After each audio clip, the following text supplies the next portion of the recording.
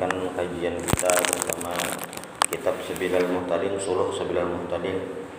Sabilal Muhtadin karangan Syekh Muhammad Arsad Al-Banjari. Adapun kitab tahqiqnya atau syarahnya ini Suluh Sabilal Muhtadin adalah karangan Guru Abdus Salam Muhammad Mughni.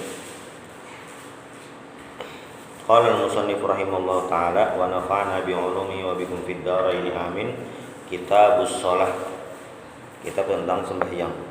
Ini kitab himpunan tulisan pada suatu bahasan pada menyatakan menjelaskan salat artinya sembahyang. Kitab ini memiliki 9 bab dan banyak sekali pasal-pasal. Salat ini dari sisi bahasa ini merupakan doa. Nah, dan salat ini bahasa Arab. Salat adalah bahasa Arab. Sedangkan sembahyang itu jadi bahasa Indonesia. Jadi sholat dan sembahyang itu artinya sama aja sebujurannya, karena berpengaruh. Kadang masih ada orang yang membahas sembahyang ini lain bahasa Arab ya, karena dari bahasa Hindu sembahyang, nah itu sembahyang. Lalu pertanyaannya kayak apa tuh kan dipakai kita disebut menyembah Allah Taala aja. Nah, karena ini masalah bahasa aja, maka itu kada berpengaruh lagi. Apalagi sembahyang ini sudah jadi bahasa Indonesia, di kamus bahasa Indonesia kita cari. Nah, itu merupakan bahasa yang digunakan orang Islam untuk menghadap Allah Ta'ala. Jadi tidak ada masalah untuk bahasa. Kadang sebagian masih ada yang beranggapan itu kayak kada cocok, kada pantas, harus pakai sholat aja. Nah, ada. Tapi ini sama-sama sudah jadi bahasa Indonesia. Jadi tidak ada masalah. Ada masalah. Itu yang untuk masalah bahasa. Lalu pendahuluan mengenai beberapa hal yang berkaitan dengan syariat sembahyang. Ada beberapa pembahasan di sini. Kenapa jadi pembahasan sholat ini penting? Karena dalam rukun Islam setelah syahadat itu sholat. Setelah syahadat itu adalah sholat. Dan sholat ini di rukun Islam pun menempati urutan pertama. Maksud pertama itu apa? Yang diwajibkan setelah syahadat. Karena sholat ini diturunkan saat Nabi berada di kota Mekah atau masih periodisasi dakwah Makkiyah. Ayat-ayat yang turun pun masih ayat-ayat Makkiyah. Nah, ada riwayat mengatakan bahwasanya Nabi ini mendapatkan perintah sholat itu pada tahun ke-10 kenabian. Artinya sebelum Nabi hijrah itu sudah dapat perintah sholat. Bahasa nyamannya tuh kayak ini waktu Nabi di Mekah itu secara umum dakwah yang Nabi sampaikan, risalah yang Allah instruksikan untuk Nabi sampaikan itu hanya berkaitan tentang keimanan, lalu tentang akhlak, sifat bagaimana harus berbuat baik, jangan membunuh, jangan membunuh anak perempuan. Nah, tentang akhlak, tentang menghargai. Lalu tentang apa lagi? Tentang surga, neraka. Ada juga tentang umat-umat terdahulu, tapi itu masih berkaitan tentang keimanan. Misalnya apa? Umat terdahulu, kisah umat yang terdahulu, misalnya kisah apa? Nah, banyak tuh kisah umat terdahulu. Ada Ashabul Kahfi, ada macam-macam. Tapi kada tahu Ashabul Kahfi lah ayat Makkiyah Madinah. Cuma maksudnya umat-umat terdahulu. Kayak di waktu kita dahulu membahas di tafsir Yasin. Nah, tafsir Yasin itu kan ada tentang penduduk Antiokhia. Nah, penduduk Antiokhia ini kejadiannya menurut riwayat sesudah Nabi Isa diangkat. Nah, itu kan kisah umat terdahulu di surah Yasin dikisahkan. Itu aja. Jadi kedua perintah yang di Al-Quran itu, maksudnya wahyu yang Allah sampaikan kepada Nabi Muhammad itu belum ada lagi teknis dalam beribadah kepada Allah. Jadi misalnya kita hayal-hayal nih, orang-orang di masa periode Mekah itu ibadahnya ada banyak. Bapang jangan maka ada kisahnya sembahyang. Nah, jadi kalaunya sebelum Isra Mi'raj itu sembahyang itu ada, cuma sembahyangnya ini masih sederhana kayak umpati Nabi Ibrahim. Ada yang memadahkan itu pagi lawan sore, cuma ada banyak kadang alih. Ada yang 5 waktu tuh kan. Jadi kayak santai aja. Jadi waktu dahulu tuh yang kita bayangkan menghayalkan tuh nah digawe satu syahadat. Lalu percaya Allah Ta'ala tuh ada, kuat itu. Kadang nyembah berhala itu. Lalu berbuat baik kayak itu aja ada banyak. Ritual sembahyangnya ajaran Nabi Ibrahim itu ada pagi dan sore. Nah, cuma kalau secara teknisnya lo nggak ada tahu bang. Cuma tuh kayak santai aja kada tapi ngalih kamu digawe. Nah, cuma yang jadi masalah adalah yang kayak ini aja tuh itu ngalih karena ditekan oleh orang-orang kafir Quraisy. Jadi sebenarnya secara tampilan itu ada terlalu banyak digawe itu ibadah, ritual ibadah. Jadi dakwahnya apa tauhid aja lah. Tauhid, percaya kepada Allah, beriman kayak itu Ideologi aja kayak percaya lo Allah Ta'ala, percaya kayak ada banyak kan masih kayak itu aja. Makanya kan waktu para sahabat buat asabiqul awalun nih, sahabat-sahabat Nabi terutama yang budak-budak itu, ketika disiksa itu pertanyaan yang ditujukan atau pertanyaan yang jadi apa ngaranya nih ukuran disiksa atau kada itu, percayakah kada lawan Tuhan Nabi Muhammad, masih mengakui Nabi Muhammad itu nabi gitu, percayalah lawan berhala itu aja kadada kemampih gitu sembahyang kadada. Masalah hati aja, masalah hati. Kalau masalah perbuatan akhlak itu secara umum orang-orang di Mekah atau yang penyembah berhala itu paham aja ini akhlak baik, ini akhlak buruk tuh paham. Nah itu. Nah cuma ketika Nabi diutus itu ajaran untuk akhlak baik ini terkonsep dengan baik. Jadi dipastikan disuruh ini, disuruh sini. Berarti sebelum Nabi Muhammad diutus ini kadada yang pasti orang menyuruh tuh model kayak untung-untungan biar kadada yang menyeru mari berbuat baik. Nah, kayak contoh aja sederhana. Kita di kota Banjarmasin ini bayangkan kadada seruan buanglah sampah pada tempatnya. Sebajaran kadada tulisan buanglah sampah pada tempatnya. Bak sampahnya kadada. Instruksi pemerintah kadada, pelanggaran kadada, perdanya kadada, membuang sampah sembarangan kadada. Bisa dipastikan banyak sampah berhamburan. Kadada himbauan tuh kadada ajakan banyak sampahnya. Ketika kita ada himbauan, kurang semua. Contoh sederhana paling nyata benar yang sampah plastik. Sampah plastik itu kita tahu seberataan bahwasanya kadang-kadang diurai tanah. Jelas benar tuh kantong plastik, apalagi kantong plastik hirang tuh kadang-kadang itu. Makanya kan jangan diandak lawan makanan. Nah itu jelas dah. Lalu ketika ada peraturan dari pemerintah Kota Banjarmasin untuk tidak boleh lagi memakai kantong plastik di toko-toko yang supermarket lah. Nah, mall itu sudah mengurangi jumlah sampah plastik. Ada kelihatan hasilnya. Itu. Nah, Nabi Muhammad waktu diutus kayak itu juga. Jadi masalah kebaikan akhlak baik itu paham. Ini bagus, ini kada, tahu aja yang kayak itu. Tapi kadada yang menyuruh, mengajak, membawai. Waktu Nabi Muhammad diutus, Nabi bawa itu beriman kepada Allah. Jadi sederhana. Lalu kalau pertanyaannya, kalau ajarannya cuma itu, kenapa jadi orang-orang kafir Quraisy, orang musyrik ini, pembesar Quraisy itu merasa terancam. Satu, Nabi ini ketika membawa orang itu masuk Islam lah itu, otomatis meninggalkan ajaran nenek moyang terdahulu, yaitu menyembah berhala. Nah kalau kita bandingkan lawan hari ini adalah kadang kita di kampung tuh ada tradisi yang itu secara hukum melanggar. Nah, itu ngalih bener dihilangkan di kampung-kampung yang budaya sudah turun temurun, apa ngarannya nih, ngalih kan, turun temurun ngalih. Dan itu nggih merubahnya ngalih. Jelas bener ajaran tuh nah, ajaran Islam tuh jelas bener bertentangan itu ngalih. Bukan kata awak tapi ngalih. Itu ukurannya walaupun kada sama-sama benar mang.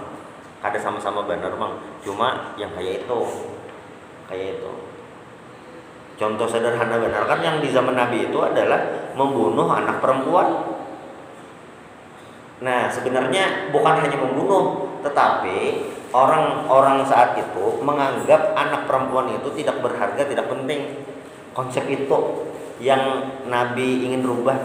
Jadi ketika Nabi diutus itu, konsep yang dibawa itu adalah laki-laki dan perempuan itu sama memiliki hak, sama-sama harus diperlakukan dengan baik. Itu jadi yang Nabi lakukan itu di periode Mekah itu beriman kepada Allah, merubah mindset masyarakat. Kalau ini kita lihat sejarah Amerika itu sebujurnya lah. Jadi misalnya Islam ini diskriminatif, Islam ini pengkotak-kotakan ada. Sebenarnya waktu Nabi diutus itu menunjukkan bahwasanya Islam itu mengajarkan kesetaraan. Amerika itu, namun kita baca sejarah kan, Amerika sejarah tuh banyak berdarahnya. Atau lalu yang kedua, Amerika itu aslinya dihuni oleh suku Indian. Pertanyaannya hari ini, mana suku Indiannya?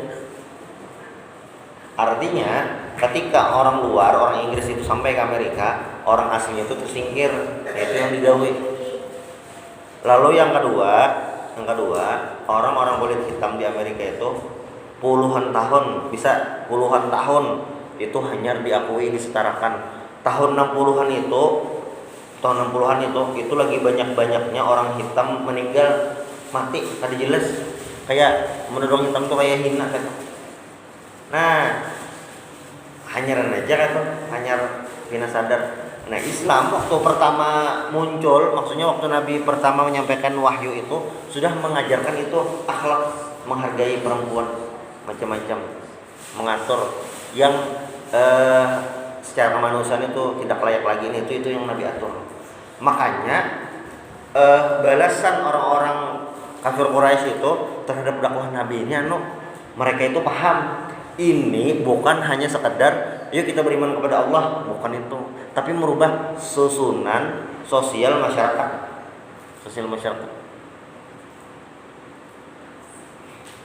Di Jawa itu ada tari tayub lah. Tayub itu yang bajunya minim tuh lah. Nah, di Banjarnya ngarannya tari gandut, mirip-mirip kayak itu juga. Nah, itu kan ya mungkin sebagian ada tradisi mas maka itulah kan. Kalau dalam syariat Islam itu jelas salah. Disalahkan. Kita anggap satu kampung mana lah kayak itu, kampung. Di situ orang masih ramai memakai itu tayub itu untuk kesenian hiburan, murni hiburan. Ada ustadz guru datang ke sana. Masyarakatnya itu muslim, jangan itu muslim. Cuma kesenian itu masih ada sampai kita buka fikih mana aja itu nah. Yang kayak itu pasti salah sudah. Kenapa? Paling tidak ada dua hal. Di Banjar tari gandut ngarannya. Ini sudah kali dia mencari. Tari gandut ngarannya. Yang baju minim tari gandut itu ngarannya. Ini sudah minim dah. Paling kada ada dua. Satu membuka aurat di hadapan umum. Lalu yang kedua mempertontonkan hawa nafsu itu nah. Itu memancing. Bila yang sudah kawin, untung ada penyalurannya. Bilanya belum kawin, bahaya. Entah nampan harinya kan diperkosa atau apakah lain. Nah, apalagi kalau kita lihat konteks zaman dahulu, akses ke pornografi itu ngalih. Jadi yang kayak kalau ada kesenian kayak itu kayak dimanfaatkan benar. Nah, itu misalnya di suatu kampung itu kesenian itu subur lah, ada tempat seninya lah, ketika ada ustadz atau guru menyampaikan hukum ini, eksistensinya terancam. Satu, penari tayubnya ada lagi jok penari. Lalu yang kedua, koordinatornya ya juga ada lagi gawian yang lain. Nah, yang digawi Nabi itu Bang mirip-mirip seperti itu walaupun kada sama. Paling minimal adalah yang dirasakan pembesar Quraisy itu, kalau kita baca sejarah ini terancam eksistensi. Kan banyak pembesar-pembesar. Jadi kalau masuk Islam tuh kayak di bawah Nabi Muhammad dan mereka tuh kayak ngalih. Nah, itu. Jadi sembahyang ini kan baru diwajibkan tahun ke-10 kenabian. Kurang lebihnya seperti itu. Ini masih periode di Mekah, lagi masa-masa terancam itu turun perintah sholat. Berarti ini menunjukkan bahwasanya sholat ini sangat penting. Padahal itu masih periode Mekah yang ngalih itu, nah aktivitas dakwah tuh masih ngalih. Tapi ternyata Allah wajibkan sembahyang. Artinya sembahyang ini posisinya penting benar. Lagi masa-masa sulit, Nabi Muhammad tuh lagi masa-masa sulit tuh di akhir-akhir tuh. Jadi kurang lebih tahun 10 kenabian itu, satu, istri beliau Siti Khadijah penyandang dana meninggal, paman Siden tameng hidup meninggal. Makanya dalam sejarah disebut Amul Huzun, tahun kesedihan. Betul. Lalu Nabi berangkat Isra dan Mi'raj. Ternyata dapat perintah sholat. Ini lagi masa-masa sulit, dakwahnya lagi ngalih. Dan perlu tahu juga bahwasanya sebagian orang-orang Islam, sahabat Nabi itu kada seberatan berada di Mekah, sebagian itu ada di Habsyah, Afrika untuk menyelamatkan iman lah kan. Sebagian lagi masa-masa sulit, ternyata dapat perintah sholat. Ini menunjukkan sholat ini wajib dikerjakan dalam kondisi sesulit apapun. Nah, ngalihnya Bang kadang ngalih karena apa? Sholat ini fleksibel. Yang wajib itu dikerjakannya. Gaya mengerjakannya Bang, gaya mengerjakannya tergantung kondisi masing-masing. Makanya salah satu rukun sholat itu adalah al-qiyam, berdiri. Tapi bagi siapa? Liman yastati'u ayyastaqim, bagi yang mampu untuk berdiri. Jadi yang wajib itu sembahyang. Sembahyang wajib kayak apakah? Nah cuma kalau ada uzur Bang, ada keringanan. Kadang awal berdiri, berduduk. Ini di masjid-masjid kenal tuh ada kursi disiapkan. Kadang awal berdiri, berduduk. Kadang awal berduduk, berabah tuh tangan aja kau wajar. Awak pinang tahu kau bergerak, tangan aja. Kadang kau bergerak, kepalanya. Mata aja. Itu asal sembahyang. Makanya untuk perintah sholat ini Rasulullah ini sudah mewanti-wanti, muru auladakum bis sholat, suruhlah anak kalian itu sembahyang. Umurnya berapa? Bisa main 7 tahun. 7 tahun sembahyang. Jadi bilanya anak kita, cucu kita kemanakan maka itu. Umurnya 7 tahun, bagi walinya nih wajib menyuruh sembahyang.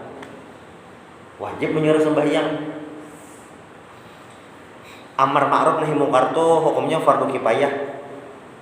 Amar ma'ruf nahi mungkar itu hukumnya fardu kifayah. Artinya bilanya ada sebagian yang sudah melaksanakan amar ma'ruf, menyuruh kebaikan, sudah gugur. Contoh misalnya sekampungan nih kadang menyuruh sembahyang, di sini aja ada, sudah gugur dosanya seberataan. Fardu kifayah. Nahi mungkar Bang sama. Nah, adapun menyuruh anak sembahyang bagi walinya, wali itu kan bisa abah, bisa kakek, bisa paman.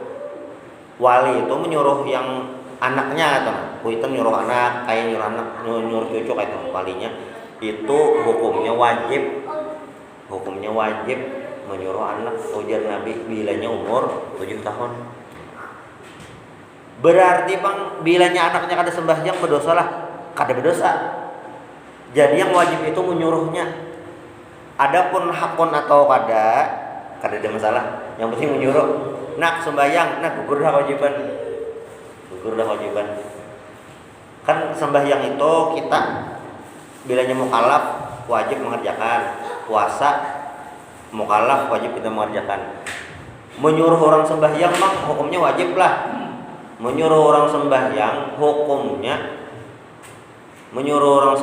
itu hukumnya apa? Hukumnya tadi secara umum fardu kifayah karena apa? Karena menyuruh kebaikan itu adalah fardu kifayah itu secara umum. Tetapi kalau anak sendiri atau yang jadi wali kita jadi kaya kah? Nah, menyuruh sembahyang untuk anak yang jelas umur 7 tahun itu hukumnya wajib. Menyuruh aja sembahyang atau ada sembahyang ada apa tuh. Sembahyangnya serakat aja ada apa. Sembahyangnya kayak kilat ada apa. Sembahyangnya kayak ayam asal sembahyang dulu umur 7 tahun disuruh. Nah, baru berikutnya hadis Nabi berikutnya yang hubungan tentang menyuruh sembahyang tadi. Tapi bilanya disuruh 7 tahun sudah, 8 tahun suruh kan 9 tahun sampai 10 tahun sekalinya 10 tahun ini disuruh tapi pernah kada hakun itu boleh dipukul ini merupakan pukulan sayang bahasanya kadang memukul pakai kursi patah awak kada makanya bahari itu mungkin di Banjar peket bang di Jawa rotan karena peket itu kayaknya kada patah tangan bang lah kan biru ya gitu. Jadi kayaknya kalau kita lihat sistem pendidikan dahulu pakai peket itu memang cara paling pas karena itu kadang membekas kadang mulai luka benar tuh nah kecuali behimah cuma maksudnya kadang terlalu berbahaya lain namun dicetuk pakai kayu pakai ulin nah itu berbahaya. Nah itu tadi tentang sembahyang. Nah makanya sholat ini jadi penting karena itu tadi diajarkan. Dan Rasulullah itu waktu tuntung atau bulik dari Isra dan Mi'raj, bulik ke Mekah langsung dilajari sembahyang dan langsung sembahyang. Itu ada waktu-waktu jedanya. Pembahasan pertama pengertian bermula makna pengertian sholat pada lughah atau bahasa yaitu berdoa. Jadi sholat ini secara bahasa artinya berdoa. Jadi sebelum Nabi diutus diwahyukan bilanya ada orang ini di Arab lah menyambat sholat itu artinya doa. Karena istilah sholat sembahyang yang kita pahami hari ini tuh belum ada gerakannya lagi, belum dipahami secara luas. Jadi bilanya disambut sholat itu berarti dahulu artinya doa. Nah, kalau maknanya secara syara dan maknanya pada syara aqwalun wa af'alun makhsusatun muftatahatun bitakbir muftatamatun bitaslim, yaitu beberapa perkataan dan beberapa perbuatan yang ditentukan yang dimulai iya dengan takbir dan disudahi dengan salam. Nah, artinya bacaan-bacaan, perbuatan-perbuatan awalnya dari takbir Allahu Akbar dan ditutup dengan salam Assalamualaikum warahmatullahi wabarakatuh. Nah, itu ngarannya sembahyang. Definisi sembahyang. Berarti kalaunya sebelum takbir itu ngarannya belum disebut sembahyang. Kalaunya sesudah salam itu juga kadang disebut sembahyang. Nah,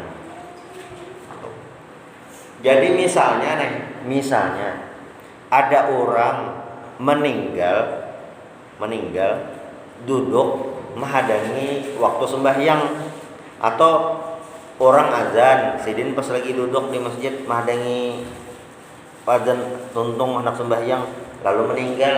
Nah berarti sidin ini lain meninggal dalam keadaan sholat. Bapak ngapa aja? Sayyidin ini meninggal dalam keadaan menghadangi sholat. Kalaunya dalam hadis itu rumusnya ini salah satu karunia Allah. Orang yang lagi menghadangi sembahyang itu dihukumi sama kayak lagi sembahyang. Nah itu ukurannya. Jadi kayak apa gerang jar maksudnya? Jadi misalnya kayak ini. Imbas sembahyang maghrib lawan sembahyang isya kan ini kita jedanya mungkin sekitar setahun ya sejam antara maghrib lawan isya tuh nah. Waktunya tuh ada sekitar sejam lah, ada sekitar sejam. Dalam sejam itu kita misalnya dilanggar atau di masjid mahadangi isya. Mahadangi itu mengaji kah, membaca selawat kah, bertasbih, mahadangi isya kita. Walaupun itu kita kada sembahyang sunat, maksudnya antara maghrib isya itu kita kada isi seberatan pakai sembahyang sunat, tapi membaca yang lain. Cuma kita fintilor sholat masih mahdangi sholat, maka dihukumi itu artinya masih dalam keadaan sembahyang.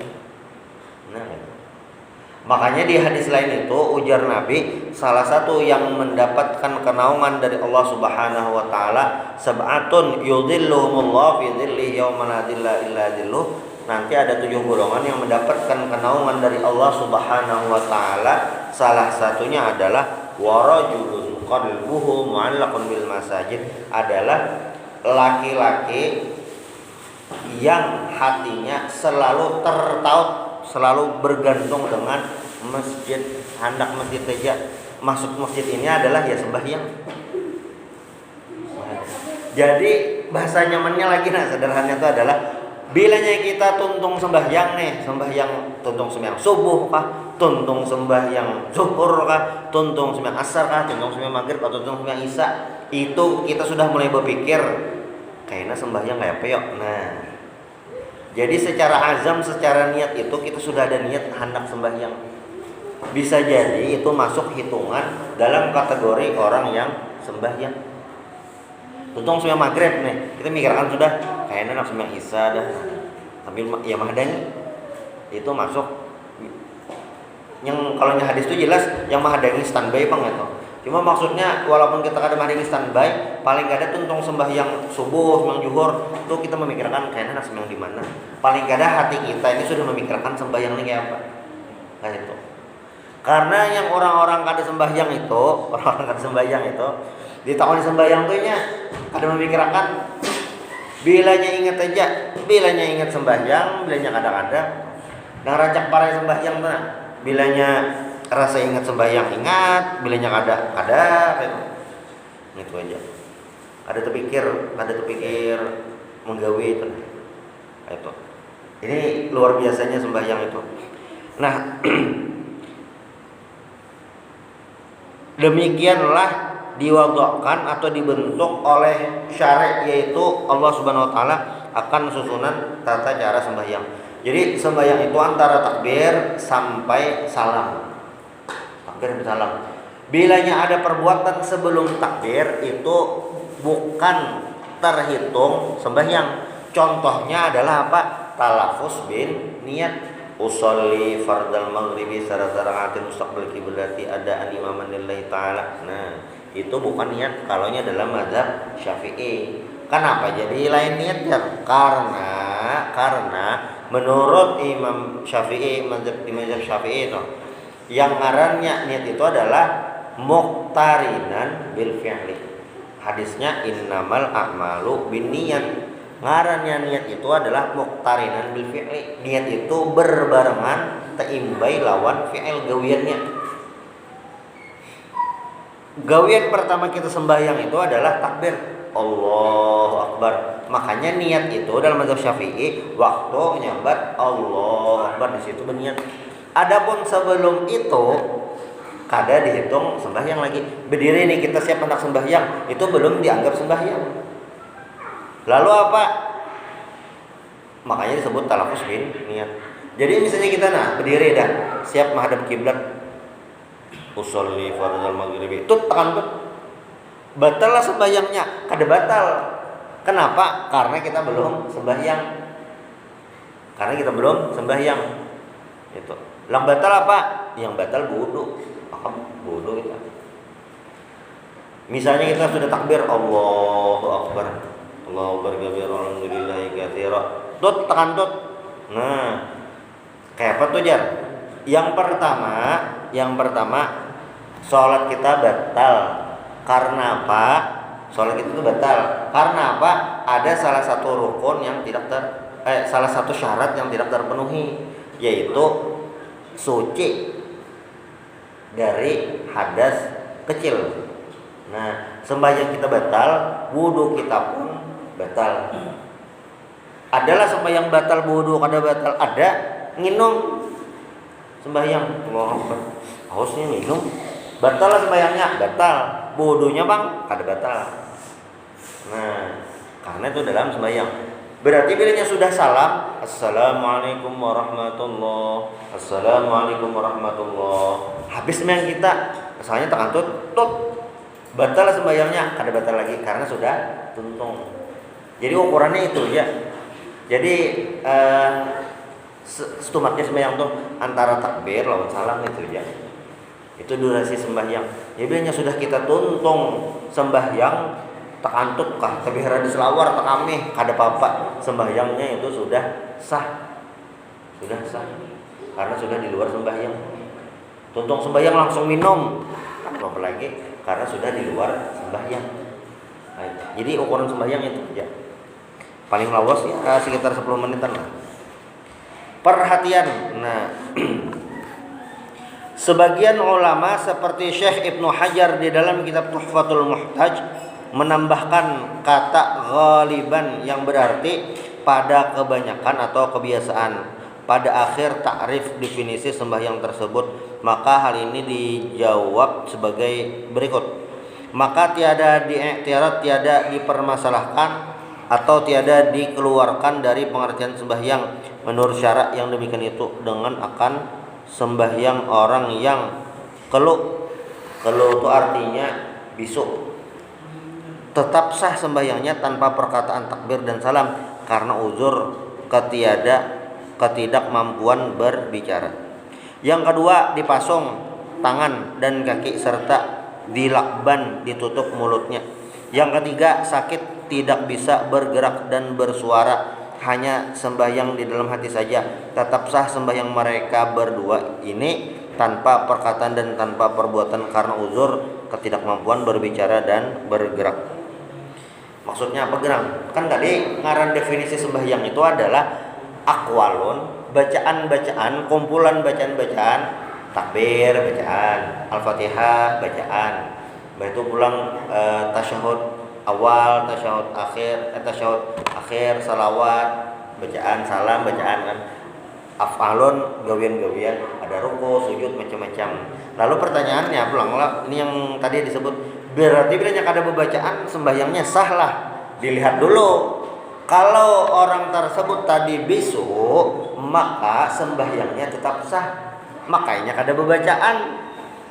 Bacaan tuh definisi bacaan dalam fikih ini adalah suara keluar bunyi. Keluar bunyi itu ngaran bacaan tuh. Definisi baca. Sembahyang jar kada bacaan ya. Lihati muntungnya dasar berdiam aja. Nah itu kan ada bacaan. Lain namun membaca kita dalam bahasa Indonesia, ini ada buku. Nang baca buku dulu aja. Membaca dah. Muntungnya ada mau membaca. Nah itu membaca. Tapi kalau dalam bab sholat ini karena membaca itu keluar suara. Berarti pun orang bisu bang ya apa hukumnya? Orang bisu hukum sembahyangnya tetap sah walaupun kada bacaan. Maksud kada bacaan di sini kada keluar suara. Karena apa? Karena ini adalah uzurnya kan awak ya. Uzur. Jadi misalnya ada orang sehat wal afiat, tapi namun mencari insya Allah tetamu ulun yakin, hakul yakin ya tetamu ada orang anak sembahyang.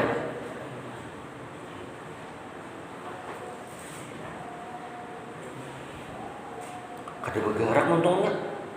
Kayak apa keluar bunyi ya. Ngalih kita husnuzon tuh nah. Bacaan nih dalam hati kadesah.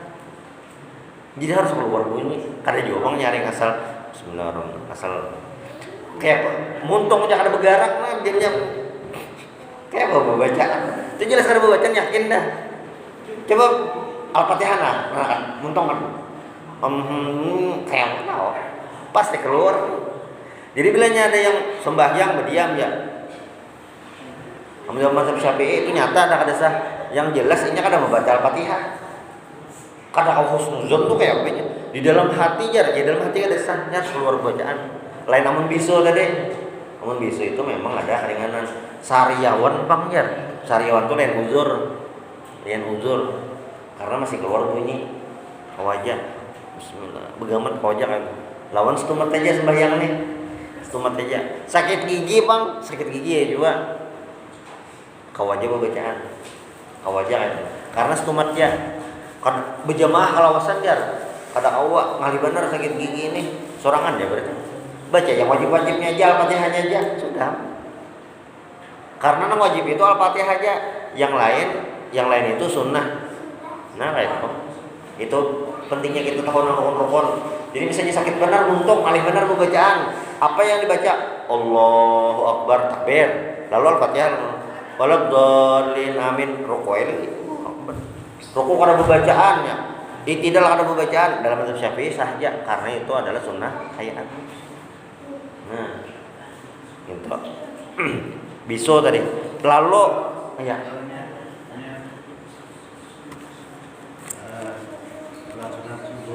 Ya, sunnah.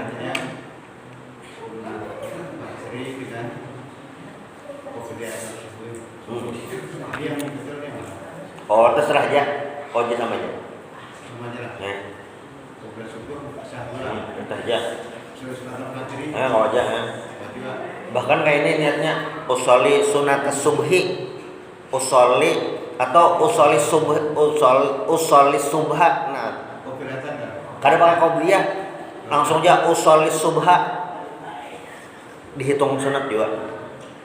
Jadi membedakan tuh usoli fardu subhi. Nah, itu fardu berarti. Tapi bilanya kada berbuat fardu langsung subuh aja, itu berarti sembahyang sunat subuh. Nah, ini.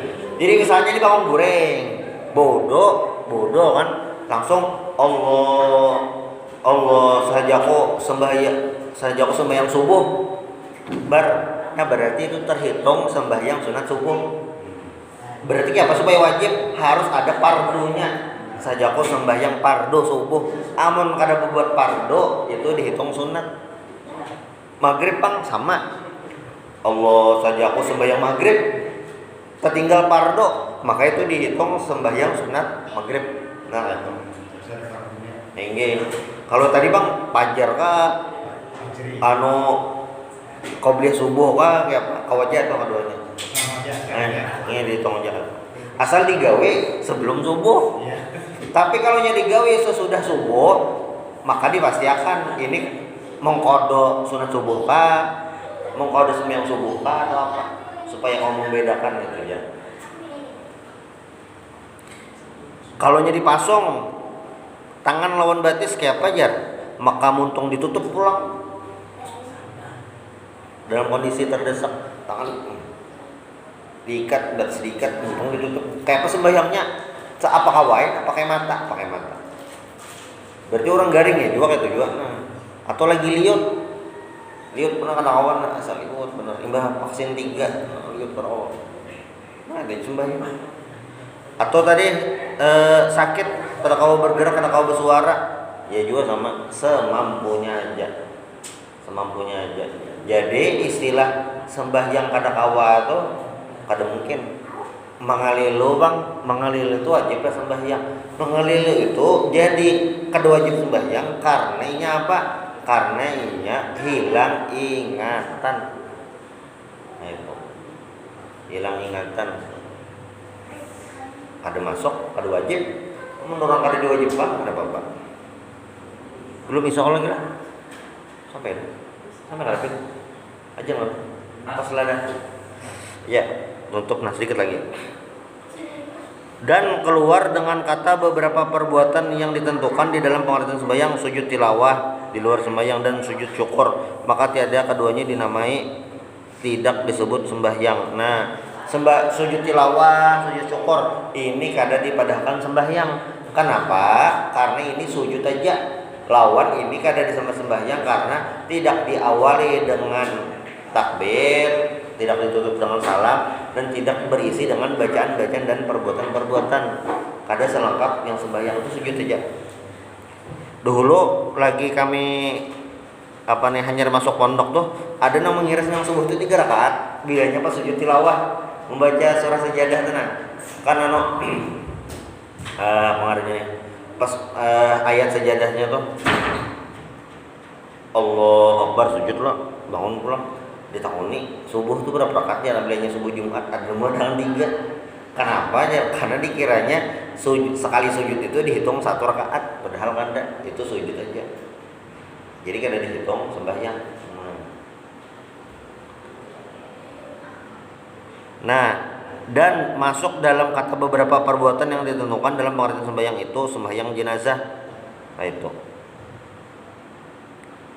Kenapa jadi sembahyang jenazah ini disebut sholat? Karena ada akwalunnya, beberapa bacaan, ada afalun, ada beberapa perbuatan. Maka ini disebut dengan sembahyang. Pembahasan kedua, hukum tentang sembahyang, insyaallah ini nanti di pertemuan berikutnya. Minta halal taala. Subhanakallah bihamdik, asyhadu an la ilaha illa anta, astaghfiruka wa atubu ilaik. Assalamualaikum.